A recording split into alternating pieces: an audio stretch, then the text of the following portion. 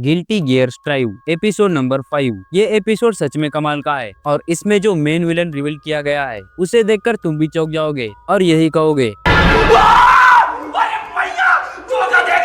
शुरू करने से पहले इस वीडियो को लाइक और हमारे इस चैनल को सब्सक्राइब कीजिए। तो चलिए शुरू करते हैं। डॉक्टर शिन से कहता है, तो क्या तुमने फैसला कर लिया कि तुम्हें क्या करना है? शिन कहता है, तुमने जितने भी ऑप्शन दिए उन सभी में इंसान और गियर अलग हो जाएंगे, पर मैं चाहता हूँ कि हम सब साथ रहे। अगर मैं एक एक कर हर इंसान को मनाऊं तो शायद एक दिन सभी मान जाए। डॉक्टर कहता है, तो फिर ठीक है, हमारे राजा के डिसीजन को रिस्पेक्ट करनी चाहिए और तुमने जो रास्ता चुना है वो बिल्कुल आसान नहीं होगा। शिन कहता है, हाँ मैं जानता हूँ कि ये बहुत मुश्किल काम है, इसीलिए मुझे सबकी मदद चाहिए। सोल कहता है, अगर तुमने कुछ भी गड़बड़ कर दी तो मैं तुम्हें मार मार कर सीधे रास्ते पर ले आऊंगा। शिन कहता है, तो फिर ठीक है, तुम बिल्कुल ऐसा ही करना। दूसरी तरफ जैक कहती है, फ्रेडरिक और बाकी सब निर्विल्ली के जगह पर पहुंच रहे हैं। वर्नन कहता है, हम सैनिकों को एक ऐसे पॉलिटिशियन के पीछे नहीं भेज सकते जो सभी दुनिया के सामने एकदम शरीफ है। लियो कहता है, तो फिर ठीक है, ये काम उन्हें ही हैंडल करने दो। वर्नन कहता है, उम्मीद है इस बार हम सब कुछ ठीक कर पाए। दूसरी तरफ हम निर्विल्ले को देखते हैं।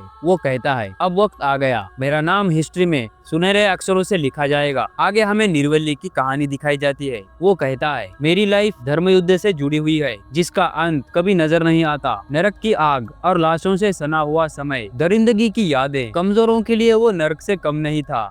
और गियर्स के हमलों से सभी लोग डरे हुए। और तब secret order of Holi night जिन्होंने मुझे बचाया, उनकी असीम ताकत ने मुझे इंस्पायर किया। और तब मैंने मिलिट्री के लिए रिसर्च करना शुरू किया। मैं एक ऐसा रास्ता ढूंढ रहा था जिससे गियर सेल को खत्म किया जा सके, ताकि एक दिन मैं भी उनके साथ खड़ा रहकर लड़ सकूं। मैं काम में इतना मग्न हो गया था कि मैंने खाना पीना भी छोड़ दिया था। एक ऐसा वायरस जो किसी भी गियर को इन्फेक्ट कर सके। मुझे एक ऐसा इंसान बनना था जो सभी इंसानियत को गियर से छुटकारा दिला सके और धर्म युद्ध को खत्म कर सके। पर मैं उसमें नाकामयाब रहा। मैं दुनिया को बचाना चाहता था, पर मूर्ख लोगों ने मेरा साथ नहीं दिया। फिर धर्म युद्ध अचानक रुक गया, शांति से नहीं बल्कि मुट्ठी भर सॉर्सरर्स के जबरदस्त ताकत से, जिनके पास ताकत बहुत ज्यादा है। और तब मैंने सच्चाई देखी, ये जंग इंसान और गियर के बीच में नहीं थी, ये दो राक्षसों के बीच युद्ध के अलावा कुछ नहीं था। गियर्स और उनमें आखिर फर्क ही क्या है? अगर कुछ है तो उनके पाप कई ज्यादा गहरे हैं। वो अपने नेचर को छुपाते हैं और इसीलिए लोगों को जागृत करना मेरा मिशन बन गया। अब जंग के बाद मैं एक पॉलिटिशियन बन गया। वहाँ मैंने बचे हुए गियर्स के खिलाफ आवाज उठाई जो खुलेआम घूम रहे थे, पर वो लोग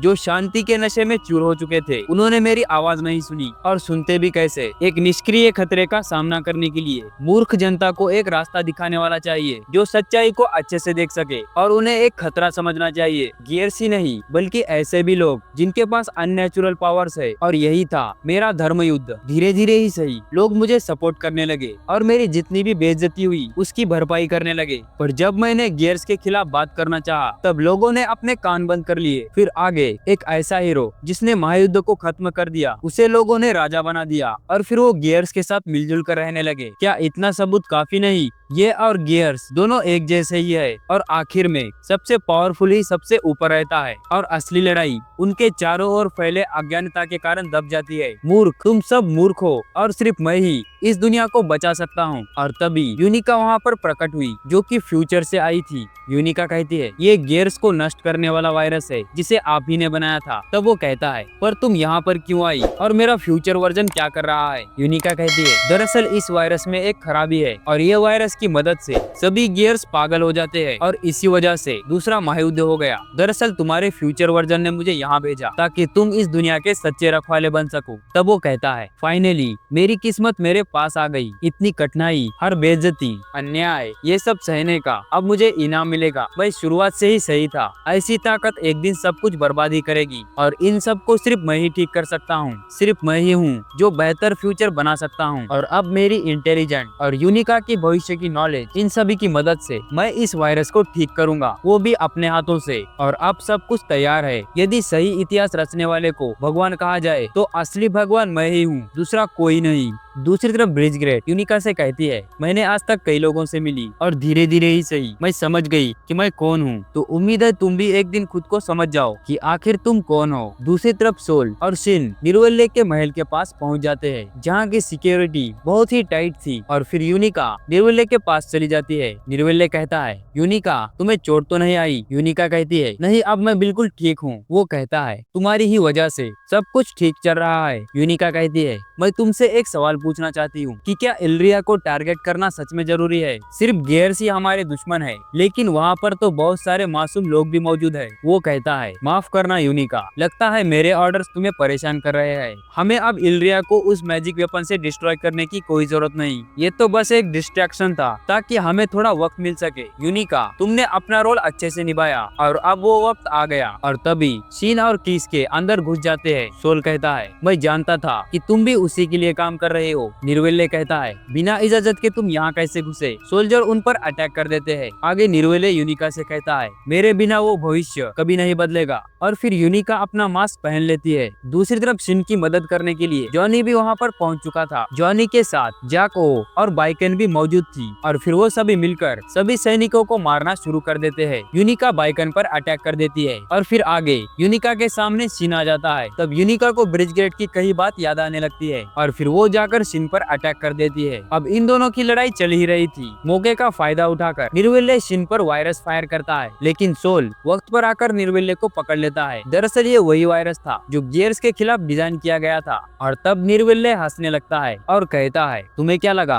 कि ताकत सब कुछ सॉल्व कर सकती है और दुनिया को तुम्हारे हिसाब से मोड़ सकती है? और तभी शिन को कुछ महसूस होने लगता है। दरअसल ये तो बस एक एक्सेलरेटर था। वायरस तो पहले ही शिन के अंदर डाल दिया गया था। पहले तो निर्वेल्ले ने डीजी के साथ हाथ मिलाया, और फिर बाद में उसने शिन के साथ भी हाथ मिलाया। तब उसने वो वायरस उन दोनों पर इंजेक्ट कर दिया था। अब शिन को बहुत ज्यादा तकलीफ होने लगती है। निर्वेल्ले कहता है, सभी गियर्स पर असर करने वाला वायरस बनाना लगभग नामुमकिन है, तो फिर मैंने कमांड टाइप गियर के लिए वायरस बनाया। अब शिन जोर जोर से चीखने लगता है, जिससे बहुत बड़ी रोशनी पूरी दुनिया में फैलने लगती है। आगे वो कहता है, कमांड टाइप गियर जो सभी गियर को आदेश दे सकता है, और उसके आदेश के मुताबिक गियर्स खुद को खत्म भी कर सकते हैं। और ये वायरस ठीक यही करने के लिए बनाया गया था। जब कमांड टाइप गियर सभी को हुक्म देगा, तब सभी इन्फेक्टेड गियर वो शट डाउन हो जाएंगे और मर जाएंगे। आगे हम देखते हैं कि कई सारे गियर्स मरकर पत्थर में बदल जाते हैं। आगे वो कहता है, अब मेरे ही हाथों इंसानियत शांति हासिल करेगी। वो सोल से कहता है, क्या तुम उसे रोकोगे, भले ही इसका मतलब उसे मारना हो? आगे हम यूनिका को देखते हैं। उसकी आंखें अचानक लाल पड़ जाती है और वो शिन के आदेश पर रिएक्ट कर रही थी। तब वो कहता है, दरअसल एक बात तो मैं बताना भूल ही गया,